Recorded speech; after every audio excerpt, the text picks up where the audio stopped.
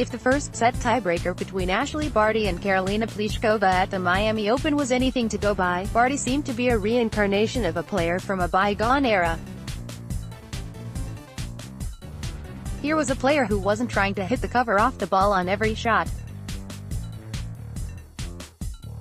Could it get more alien than that? At 1-2-1 in the breaker, Barty broke open a rally, but with a touch of finesse rather than a burst of power. Instead of muscling a topspin backhand deep and hard, she sliced a delicate drop shot that completely changed the dynamic of the rally, and also of the match. Ashleigh Barty holds the trophy after defeating Karolina Pliskova in the singles final of the Miami Open. There have been plenty of drop shot winners before, even in today's times of all-or-nothing tennis. But Barty's drop shot was different. It was a culmination of a series of soft cuts and bruises that she had been inflicting with her backhand slice all through the set.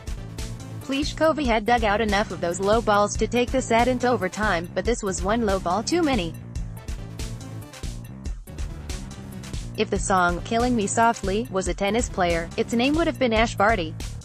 The win over Pliskova has given the Barty the biggest title of her career, and by most accounts, it is likely to be the first of many. Her rise over the last couple of years has been steady if not spectacular, and at 22 she has all the time in the world to carve out a permanent place for herself in the sport's top tier. Barty's eclectic game has always appealed to the connoisseurs of old-school craftiness, but there was always the question of how effective it could be in today's times. Ever since the early 2000s, when the Williams sisters revolutionized the game to make it heavily predicated on raw power, the practitioners of touch tennis have seen a gradual and seemingly irreversible downturn in their fortunes. While the Monica Niculescu's of the world have been reduced to curiously entertaining but irrelevant sideshows, the Agnieszka Radwańskas have been worn down into retirement by the sheer force of their opponents' shot-making. But Barty has a couple of things that most other touch players don't: a great serve, and point-ending power on her forehand. In the final against Pliskova, she outscored the ace-queen 15 aces to 6, and outhit the powerful Czech 41 winners to 22. So effective was she at moving Pliskova out of position that she didn't even need to use her second most important weapon, her razor-sharp net play, to win the match. Of course, part of Barty's reluctance to approach the net was down to Pliskova's weight of shot.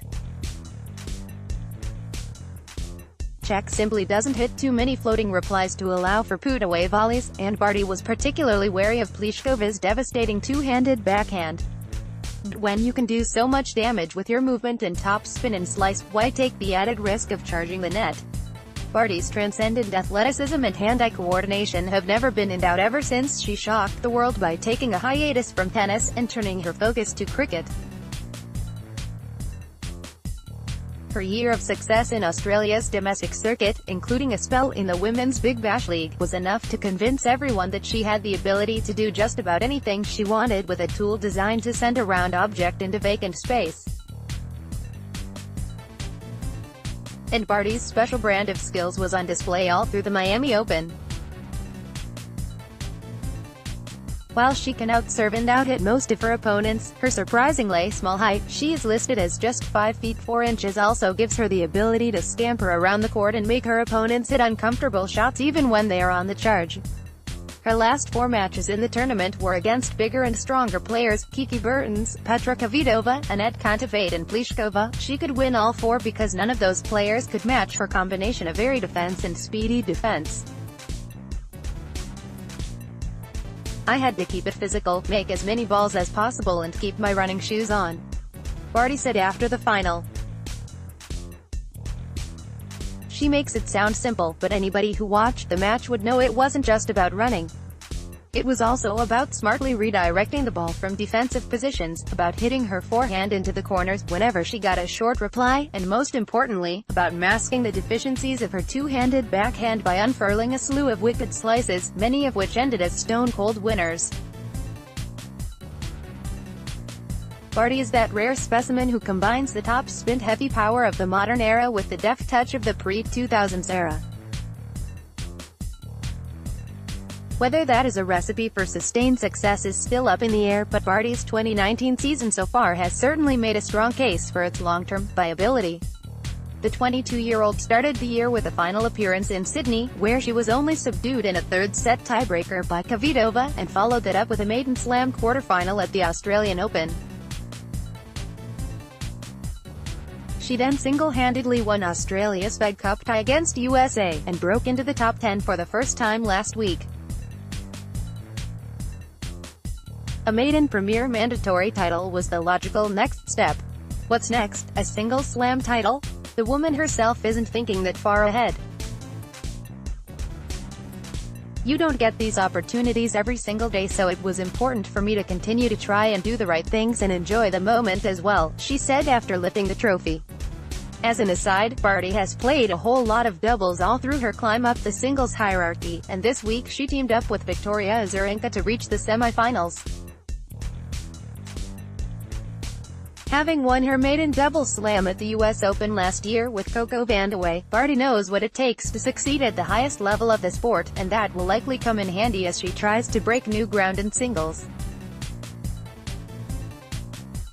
What will also come in handy is the truckload of special skills that her affinity to doubles has given her.